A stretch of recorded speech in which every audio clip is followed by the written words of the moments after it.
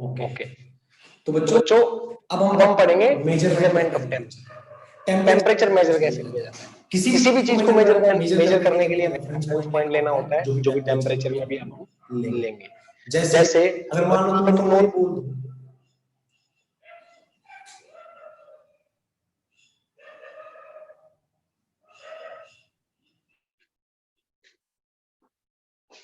तो मान लो तुम नॉर्मली बोल दो कि मान लो तुम नॉर्मली बोल दो, हाँ चलो ओके है ना अब तो। हाँ मान लो तुम नॉर्मली बोल दो कोई भी कि सर ये तो टेम्परेचर डिफरेंस या टेम्परेचर मेजरमेंट के टाइम में हमें क्या करना होता है कि एक रेफरेंस पॉइंट लेना होता है, कोई भी एक रेफरेंस पॉइंट, किसी भी एक टेम्परेचर को रेफरेंस पॉइंट मान सकते हैं। तो अगर मान लो हम ये बोल दें कि दिल्ली का टेम्परेचर जून 20 को जो होता है वो टेम्परेचर हम 0 डिग्री सेल्सियस मान ले, तो जरूरी नहीं है वो दिल्ली का टेम्परेचर जून 20 को हर आने वाली जून 20 को 20 डिग्री सेल्सियस हो, 0 डिग्री सेल्सियस हो, जरूरी नहीं है ना। क्या पता अगली बार मौसम कैसा हो और अगली बार टेम्परेचर कैसा। तो हमने एक रेफरेंस पॉइंट लिया कि वाटर जो होता है, वाटर जिस टेम्परेचर पे वाटर मेल्ट होता है, मेल्ट करना स्टार्ट कर देता है ना, या मैं बोलूं जिस टेम्परेचर पे वाटर फ्रीज होता है उसको क्या बोल देंगे हम, 0 डिग्री सेल्सियस। और जिस टेम्परेचर पे वाटर बॉयल करना स्टार्ट करता है उस टेम्परेचर को हम बोल देंगे क्या, 100 डिग्री सेल्सियस। एक मैं हूं, मैंने एक स्केल बना दिया, आप भी बना सकते हो, कोई भी बना सकता है, आपकी मर्जी, ठीक है ना। तो ऐसे ही एक टेम्परेचर का हमने स्केल डिजाइन किया है, किसी ने भी डिजाइन किया। तो उन्होंने क्या किया कि उन्होंने माना कि सर जहां पे फ्रीज होना स्टार्ट कर देता है वाटर H2O, जहां पे फ्रीज होता है उसको 0 डिग्री सेल्सियस बोलते हैं, है ना। और जहां पे सर H2O बॉयल होना स्टार्ट कर देता है उसको हमने बोल दिया 100 डिग्री सेल्सियस, है ना। समझ में आ गया। हाँ, there is nobody,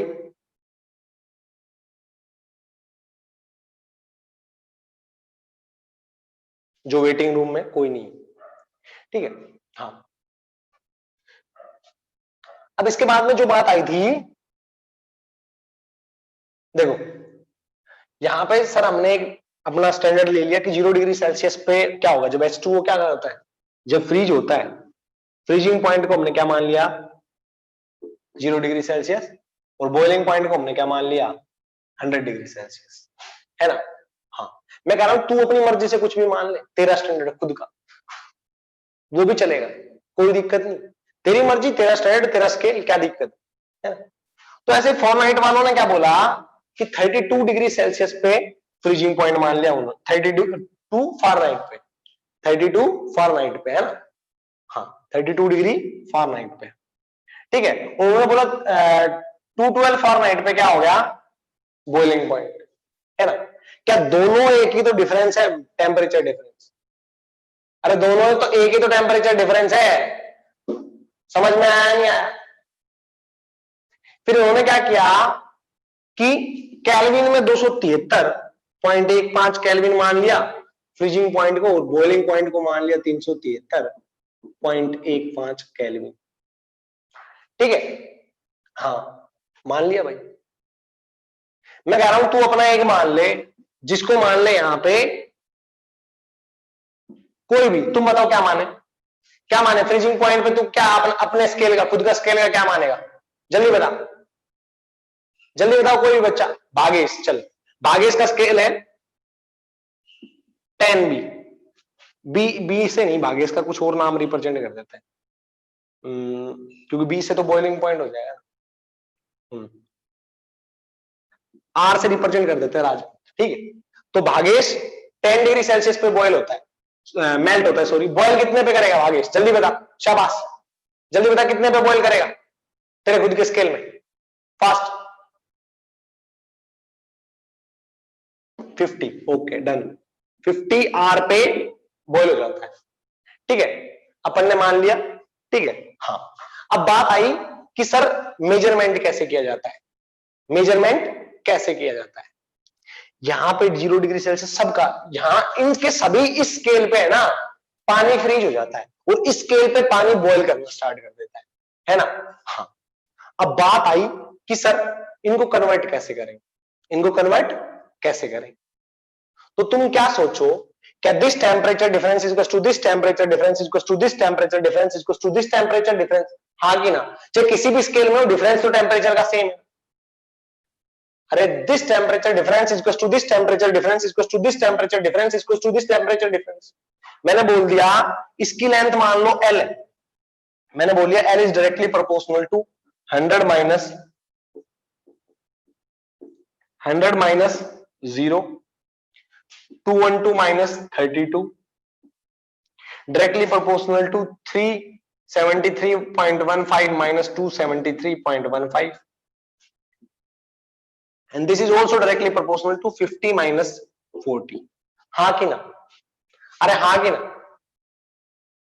L is directly proportional to this सब सेम है और सारी L सेम है ना। L is equals to this, L is equals to this, L is equals to this, L is equals to this, L is equals to this, L is equals to this, या मैं बोल दूं this T is equals to this, T is equals to this, T is equals to this, T is equals to this। अब आपसे बोला जाए कि भाई बॉइलिंग पॉइंट 60 डिग्री सेल्सियस को फॉरनाइट में लिख, तो क्या यहां से कोई मेजरमेंट आएगा और यहां पे एक फॉरनाइट आ जाएगा। बोलेगा केल्विन में लिख, यहां से कोई मेजरमेंट आएगा और यहां पे कोई फॉरनाइट में आ जाएगा, केल्विन में आ जाएगा। यहां से कोई मेजरमेंट आएगा और यहां पे कोई किस में आ जाएगा, राजपूत में आ जाएगा। हाँ ये एक्स है तो ये भी एक्स है और ये भी एक्स है और ये भी एक्स, ये भी तो एक नया टेम्परेचर है। यहां से यहां तक का टेम्परेचर डिफरेंस, यहां से यहां तक का टेम्परेचर, यहां से यहां तक का टेम्परेचर, यहां से यहां तक का टेम्परेचर सेम होगा या नहीं होगा। अरे होगा या नहीं होगा। जैसे यहां से यहां तक का था, यहां से यहां तक का था और यहां से यहां तक का था, यहां से यहां तक का था ना। तो मैं x को लिख दूंगा यहां पे x माइनस 0, यहां पे x माइनस 32, इस डिफरेंस को लिख रहा हूं। याद रखना ये तो x ही है, पर x की वैल्यू क्या है, यहां पे कोई वैल्यू है उसका पूछ रहा हूं। यहां पे कोई वैल्यू, जहां पे 60 है यहां पे कोई वैल्यू हम मान लेते हैं x, यहां पे कोई वैल्यू मान लेते हैं x और ये भी वैल्यू x, तो ये क्या आएगा x minus 32, x fortnight minus 32, x kelvin minus 273.15 और x राजपूत माइनस 10। समझ में आया नहीं आया? क्या ये भी सब बराबर, अरे ये भी सब बराबर है ना। तो मैं इस इक्वेशन डिवाइड बाय ये equation, this divide by this, this divide by this, this divide by this, मैंने एक सिस्टम तैयार कर दिया और मैंने उसको लिख दिया, डाउन में लिख देता हूं यहां पे x माइनस 0 अपॉन 100 माइनस 0, ठीक है। फिर मैंने लिखा this is equal to 212 minus 32 x minus 32, this is equals to 373.15 minus 273.15,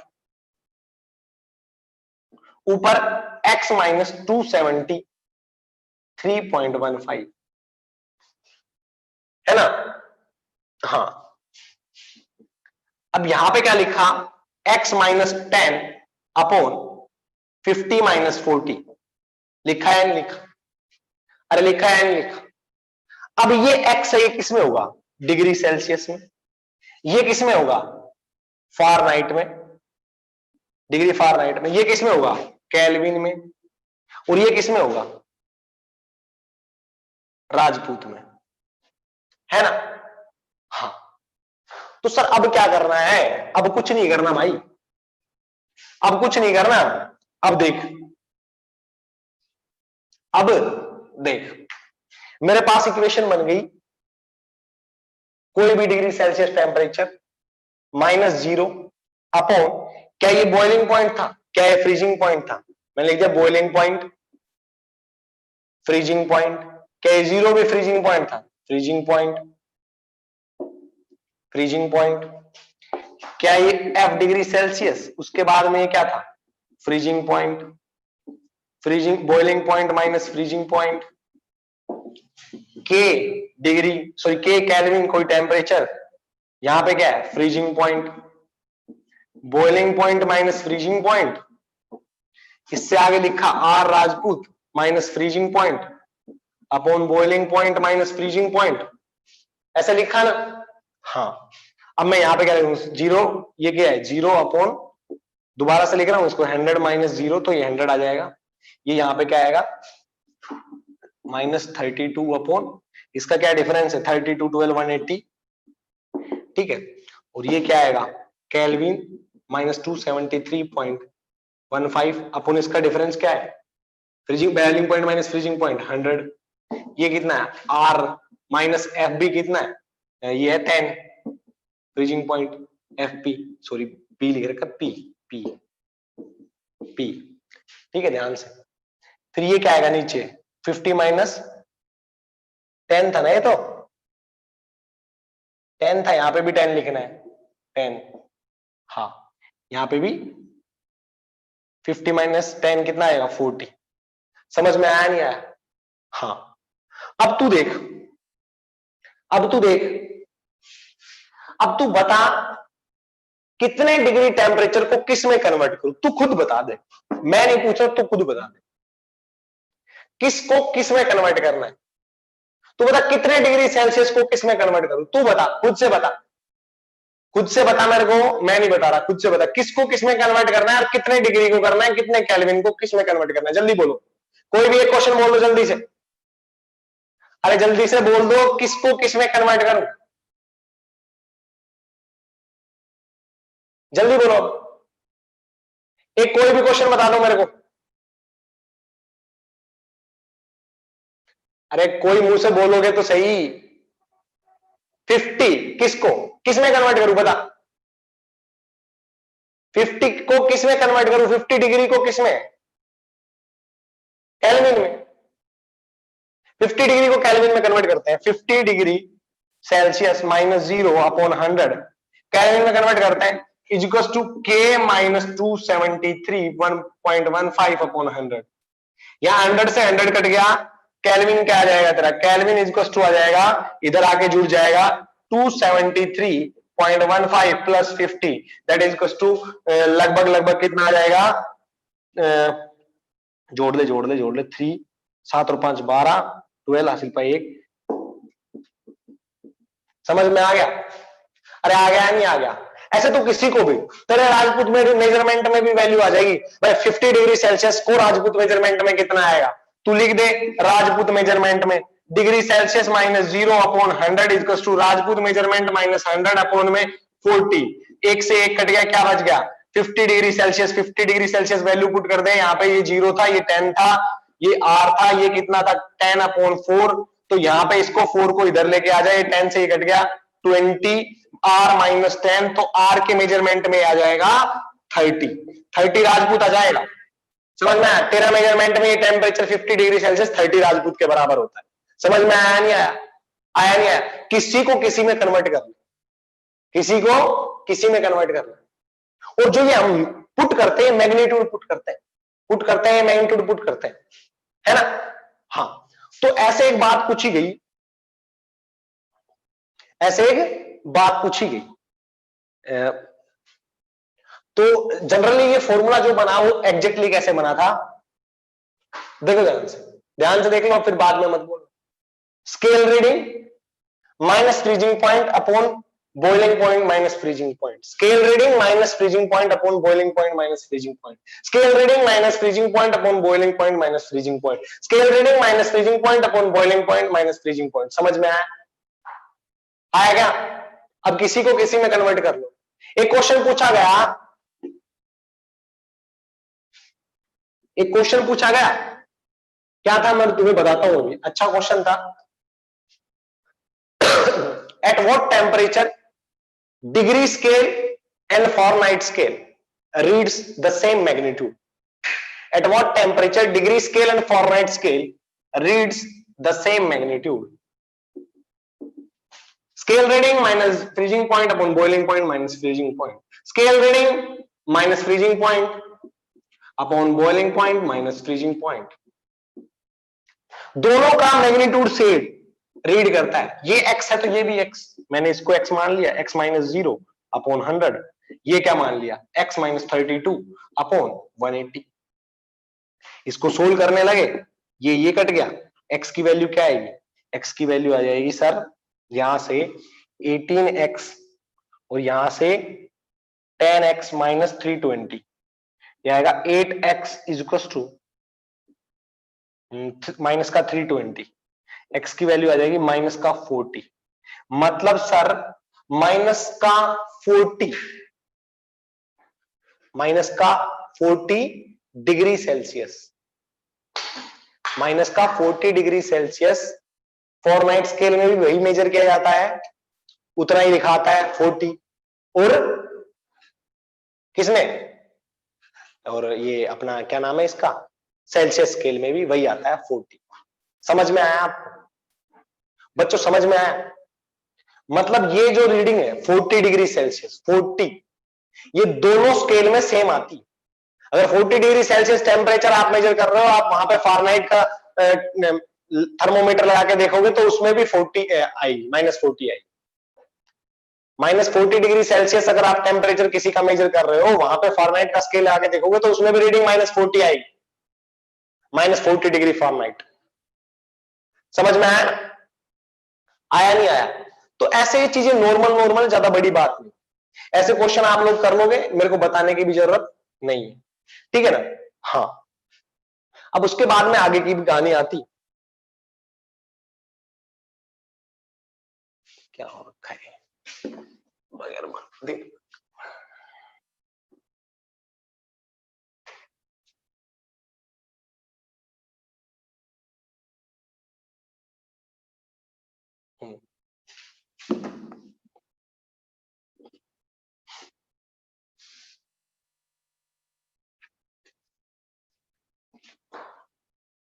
देखो देखो अब ध्यान से देखना सभी, है ना? हाँ,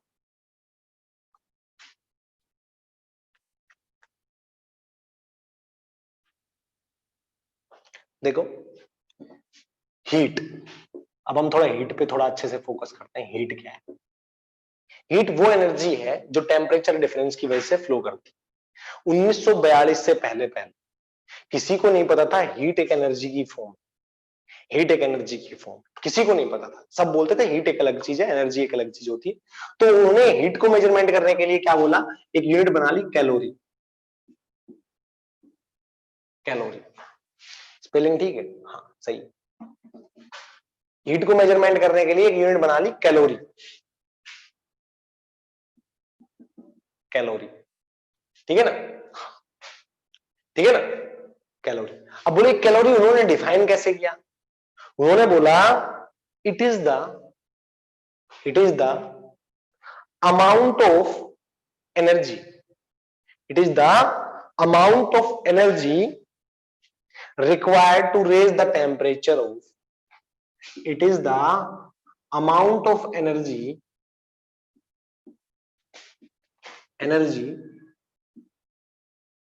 required to raise the temperature of। उन्होंने डिफाइन किया होगा क्योंकि उन्हें पता था कि ये अलग चीज है, that is not the energy. तो उन्होंने बोला कि किसी भी, हालांकि एनर्जी उस टाइम पे नहीं था, वो अलग उन्होंने सीन दिया था, जो कुछ दिया था। उन्होंने बोला था कि हीट करते टाइम या वर्क किया था उन्होंने उस टाइम पे, जो किया था वो आपको धीरे धीरे पता लग जाएगा। तो it is the amount of energy to raise the temperature of 1 gram of substance,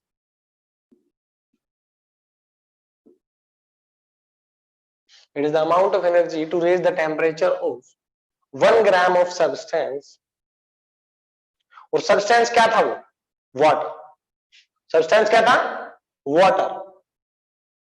1 gram of water, याद रखना केवल वाटर था। raise the temperature 1 gram of water from 13.5 degree Celsius to 14.5 degree Celsius, ठीक है ना? हालांकि ये जनरली बुक में दिया जाता है 1 डिग्री सेल्सियस, हालांकि ज्यादा इफेक्ट नहीं पड़ता, 13.5 या कुछ और, बट फिर भी जो एग्जैक्टली किया था उन्होंने ये किया, उन्होंने ये किया था, उन्होंने हीट को कैलोरी में डिफाइन किया था, उन्होंने हीट को कैलोरी में डिफाइन किया था। किसमें? कैलोरी में। फिर उन्होंने धीरे धीरे बाद में पता चला कि हीट कैसे मतलब एनर्जी की फॉर्म है, वो कैसे पता चला मैं बताता हूं आपको। उन्होंने क्या किया, एक पुली ले ली, उसमें एक बाल्टी लटका दी, यहां पे पैडल लगा दिए, पानी में, पानी है, पानी में पैडल लगा दिए, यहां पे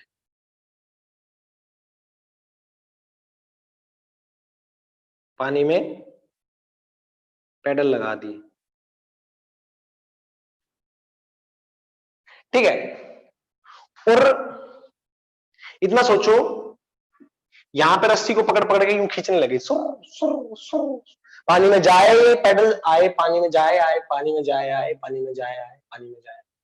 तो उन्होंने देखा कि जो हम वर्क कर रहे हैं इसको पकड़ के, जो हम वर्क कर रहे हैं इसको पकड़ के, और पैडल ऊपर नीचे आ रहे हैं जा रहे हैं, जो हम एनर्जी लगा रहे हैं, उसकी वजह से टेम्परेचर राइज हो रहा है, पानी का टेम्परेचर क्या हो रहा है? राइज हो रहा है।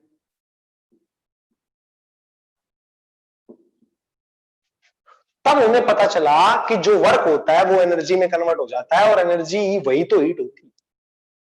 अरे जो वर्क होता है वो एनर्जी में कन्वर्ट हो जाता है, और यहां पे टेम्परेचर बढ़ रहा है, मतलब वो हीट ही तो है, एनर्जी।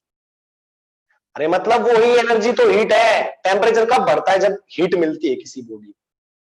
तो पक्का जो आपने वर्क किया वो एनर्जी की फॉर्म में गया, और वो एनर्जी की फॉर्म में गया तो यहां पे तो टेम्परेचर बढ़ रहा है, मतलब वो हीट की फॉर्म में भी गया। समझ में आया? तो उन्होंने बोला कि हाँ भाई, एनर्जी और हीट एक ही बात है, एनर्जी और हीट एक ही बात है, ठीक है। तो उन्होंने ऐसे मेजरमेंट दिए, मेजरमेंट दिए तो उन्होंने कैलकुलेट किया कि 1 जूल, या sorry 1 calorie, 1 calorie is equal to 4.18 joule, I think ऐसा ही कुछ होता है ना? हाँ, ये याद कर लेना, ये याद कर लेना, ठीक है ना? इसमें इसको उन्होंने नाम दिया mechanical equivalent of heat, mechanical equivalent of heat, mechanical equivalent of heat उन्होंने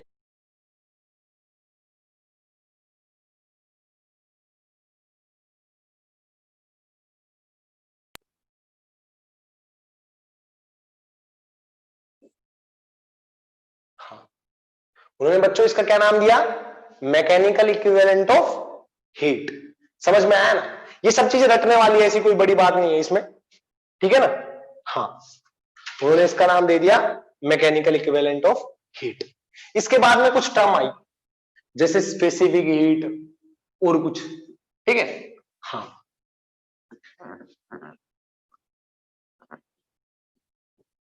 है ना? हाँ, तो ऐसे आया फिर स्पेसिफिक हीट। क्या आया? Specific heat. स्पेसिफिक हीट एक अलग टर्मिनोलॉजी है, स्पेसिफिक हीट क्या होती है वो मैं आपको बताता हूं बिल्कुल खोल के, ठीक है? स्पेसिफिक हीट होती है amount of energy required to raise the temperature of 1 gram of substance through 1 degree Celsius.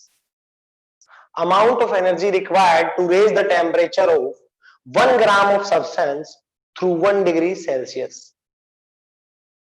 किसी भी सब्सटेंस का, किसी का भी 1 ग्राम ले लो, उसका 1 डिग्री सेल्सियस टेम्परेचर इंक्रीज हो जाए, तो आप देखो जो हीट हमने दी थी उसका टेम्परेचर बढ़ाने में, वो उसी सब्सटेंस की स्पेसिफिक हीट कहलाती है, उसी सब्सटेंस की स्पेसिफिक हीट कहलाती है, ठीक है ना? तो वही चीजें हम देखें, यहां पे लिख लो, it is the amount of energy.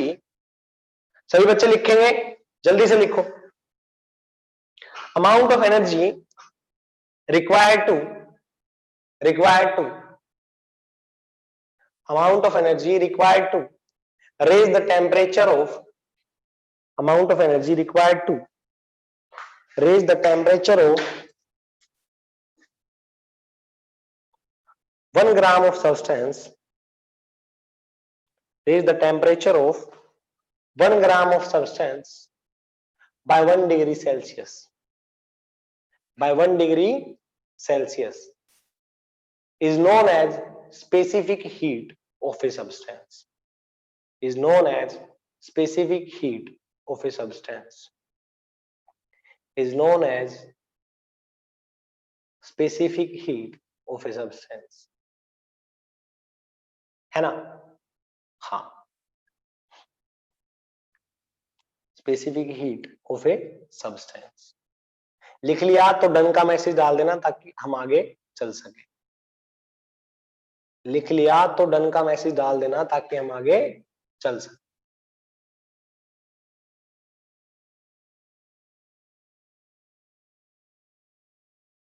शाबाश, डन, ओके, अच्छी बात है। ये अभी कुछ एक प्रॉब्लम अराइज हो गया है, वेट करना।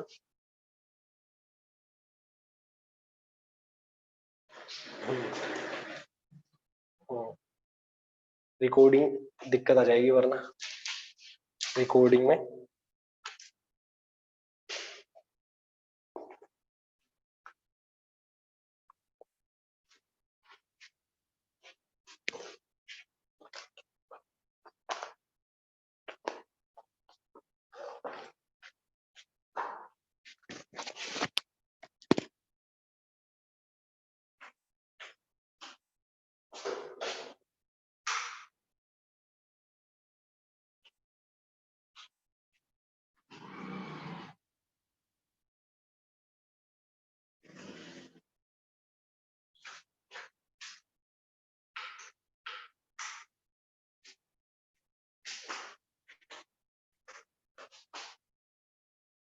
देखो देखो बच्चों, अब स्टार्ट करते हैं।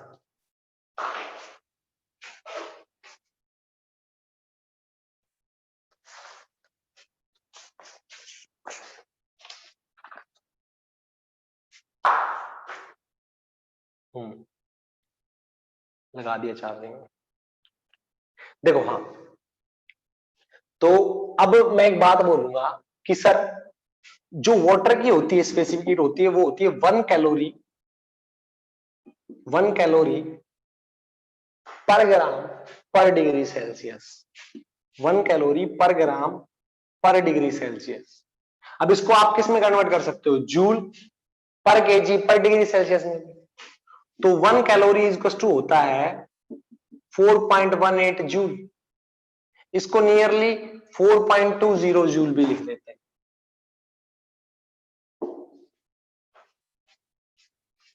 है ना? इसको नियरली 4.20 जूल भी लिख लेते हैं। हाँ सर, बिल्कुल, है ना? तो हमने लिखा 4.20 जूल। 1 ग्राम की जगह क्या लिखेंगे? 10⁻³ kg। डिग्री सेल्सियस का डिग्री सेल्सियस रहने दो, ऊपर लेके जाओ 4.2 मल्टीप्लाई 10⁻³ जूल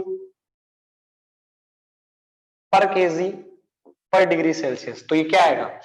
ये आएगा delta water is equal to 4200 joule per kg per degree Celsius. समझ में आया? समझ में आया क्या बच्चों? आया समझ में? अरे आया क्या? तो वाटर की जो स्पेसिफिक हीट होती है वो केल्विन में ऐसे होती है, कैलोरी में ऐसे होती है, कैलोरी ग्राम पर सेंटीमीटर पर डिग्री सेल्सियस में, और joule per kg per degree Celsius में ऐसे हो। ठीक है ना? हाँ, अब इसके बाद में आपसे कई चीजें और पूछी जाए, जैसे आपसे बोल दिया जाए कि आइस की क्या होती है, आइस और स्टीम की। तो स्पेसिफिक हीट ऑफ स्टीम, और we can say ice. Ice और स्टीम की बता रहा हूं, ये होती है 1/2 कैलोरी पर ग्राम पर डिग्री सेल्सियस, 1/2 कैलोरी पर ग्राम पर डिग्री सेल्सियस। आप इसको अगर कन्वर्ट करना चाहते हो तो आप इसको कन्वर्ट कर सकते हो joule per kg per degree Celsius में, ठीक है ना। हाँ, तो आप ऐसे कर सकते हो। मैं अब आपसे पूछूंगा कि इस पे अगर अपन से क्वेश्चन लिए जाए, इस पे अगर अपन से क्वेश्चन लिए जाए तो आप कैसे डील करोगे इनके साथ। देखो मैं आपको बताता हूं, देखो आपको बताता हूं। आपको क्वेश्चन दिया गया कि 2 केजी वाटर, 2 केजी वाटर है, 5 डिग्री सेल्सियस उसका टेम्परेचर। आपको क्या करना है, 5 से 10 डिग्री सेल्सियस करना है उसका टेम्परेचर, है ना। उसका टेम्परेचर कितना करना है, 5 से 10 डिग्री सेल्सियस, है ना। हाँ, और फाइंड, आपको क्या करना है, find the heat required, find the heat required, find the heat required to raise its temperature from 5 degree Celsius to 10 degree Celsius. Find heat required, find heat required in joule to raise its temperature from 5 degree Celsius to 10 degree Celsius. जल्दी बताओ, शाबाश शाबाश, जल्दी करो, जल्दी करो, शाबाश, जल्दी करो, सोचो एक बार, खुद से सोचो।